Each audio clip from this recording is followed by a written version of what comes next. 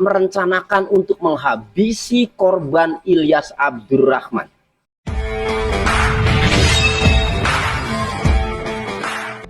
Selamat malam pemirsa. Kasus penembakan bos rental mobil yang meninggal dunia bernama Ilyas Abdurrahman dan satu lainnya masih kritis. Pelakunya oknum TNI Angkatan Laut. Ternyata pembunuhannya itu sudah direncanakan. Dari mana saya menyimpulkan pelakunya ini sudah merencanakan terlebih dahulu untuk membunuh korban Ilyas Abdurrahman, seorang pemilik rental mobil, yaitu dari pasal yang dikenakannya.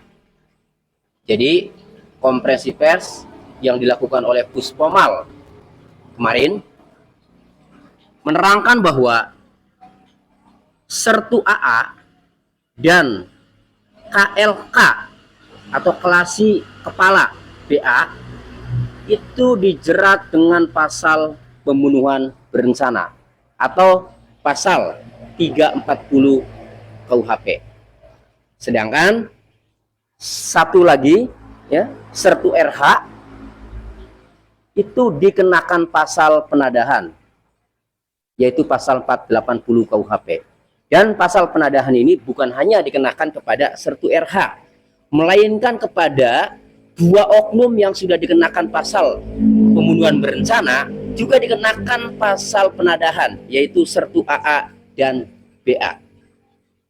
Jadi ternyata sudah direncanakan. Nah, Puspomal mengenakan pasal 340 KUHP tentang pembunuhan berencana tentu sudah melalui pemeriksaan yang intensif dengan alat bukti yang ada, dengan saksi-saksi semuanya. Akhirnya menyimpulkan bahwa dua dari tiga pelaku itu dikenakan pasal pembunuhan berencana karena terbukti perencanaannya. Nah, bagaimana bunyi pasal pembunuhan berencana dan berapa hukumannya, berapa tahun? Saya bacakan pasalnya, ya. Pasal 340 KUHP tentang pembunuhan berencana. Barang siapa dengan sengaja dan dengan rencana terlebih dahulu merampas nyawa orang lain diancam dengan pembunuhan dengan rencana, dengan pidana mati atau pidana penjara seumur hidup atau selama waktu tertentu paling lama 20 tahun penjara. Nah, jadi kalau sudah dikenakan pasal pembunuhan berencana, hasil penyidikan oknum Sertu AA dan KLK BA ini berarti ada niat merencanakan untuk menghabisi korban Ilyas Abdurrahman atau pemilik mobil, pemilik rental mobil. Berarti ada rencana, ada jeda waktu untuk merencanakan secara matang bagaimana untuk menghabisi Ilyas Abdurrahman. Itu yang terungkap oleh penyidik Puspomal. Ini terbukti karena pasal yang dikenakannya pembunuhan berencana. Karena supaya dapat dituntut dengan pasal 340 tentang pembunuhan berencana itu, maka harus ada perencanaan sedemikian cukup, sedemikian matang, sehingga kemudian dilakukan eksekusi atau dilakukan tindakan penembakan atau pembunuhan atau dengan cara apapun. Nah, dalam hal ini adalah dengan penembakan. Nah, yang lebih parah lagi, senjata yang digunakan adalah senjata resmi. Senjata resmi dari TNI, dari Kesatuan, di mana senjatanya itu dibeli dari pajak rakyat, dari uang rakyat, digunakan untuk menghabisi rakyat. Oleh karenanya, dalam ancaman hukuman pasal 340 KUHP ini, ada pilihan, diancam dengan pembunuhan dengan rencana, dengan pidana mati, atau pidana penjara seumur hidup, atau selama waktu tertentu paling lama 20 tahun. Kalau dia seorang anggota, seorang aparat, Kemudian senjatanya juga senjata resmi dari kesatuan, di mana dibeli dari uang rakyat. Kemudian menghabisi nyawa dengan rencana terlebih dahulu, menghilangkan nyawa dengan rencana terlebih dahulu, maka yang pantas hukumannya adalah yang terberat, yaitu pidana mati. Itu. Jadi dua oknum, Sertu AA dan KLK BA ini layak dituntut dan divonis hukuman mati. Nah, kemudian yang Sertu RH, ya, Sertu RH ini dikenakan pasal penadahan 480 KUHP. Apa bunyinya?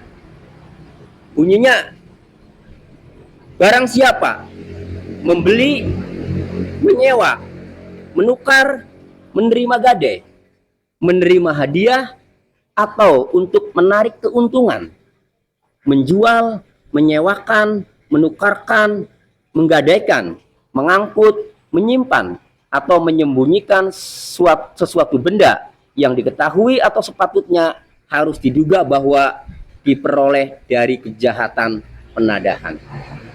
Nah, jadi Sertu RH ini, ya, setelah hasil penyidikan Puspommal, berarti Sertu RH ini, ya, dia dengan sengaja membeli, ya, atau, ya, menyimpan, ya, atau menyewa, atau menerima gade, atau menerima hadiah. Nah, kasus, ya, mobil Brio milik bos rental mobil ini ternyata kan dibeli. Berarti dengan sengaja, ya, membeli barang yang diperoleh dari hasil kejahatan, ya, untuk dapat dikenakan pasal 480 ini, ya, itu tidak mesti tahu bahwa barang itu terang-terangan hasil mencuri atau hasil tindak pidana atau penggelapan.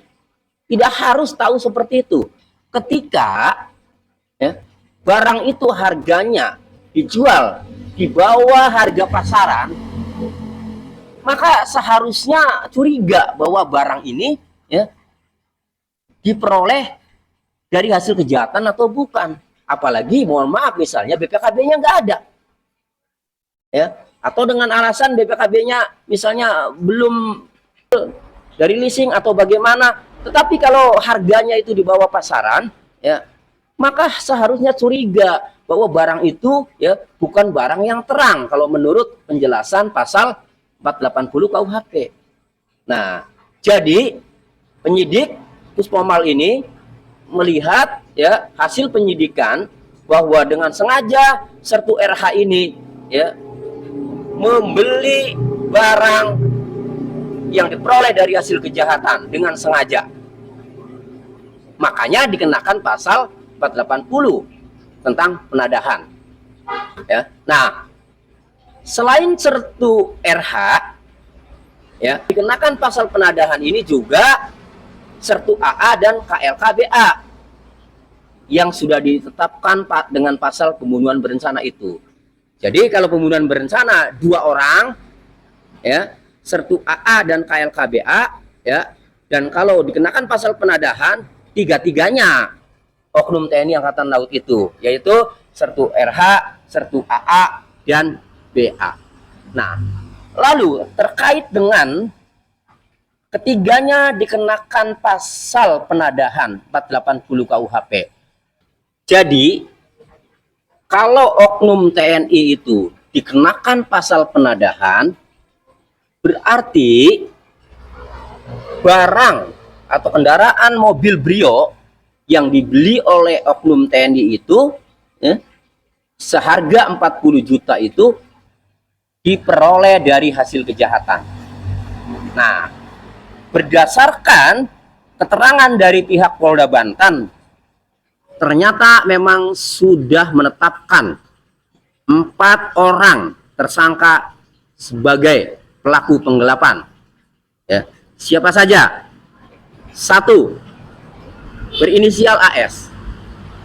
AS ini berperan menyewa mobil Honda Brio ke korban Ilyas Abdurrahman. Ya, kemudian setelah menyewa, mobil itu diserahkan kepada IH untuk dijual. Itu peranan AS. Nah, kemudian yang kedua IH. IH ini berperan menyuruh AS untuk menyewa mobil Brio kepada korban. Nah, kemudian peranan IH juga setelah menerima mobil dari AS itu menyerahkan kepada RM.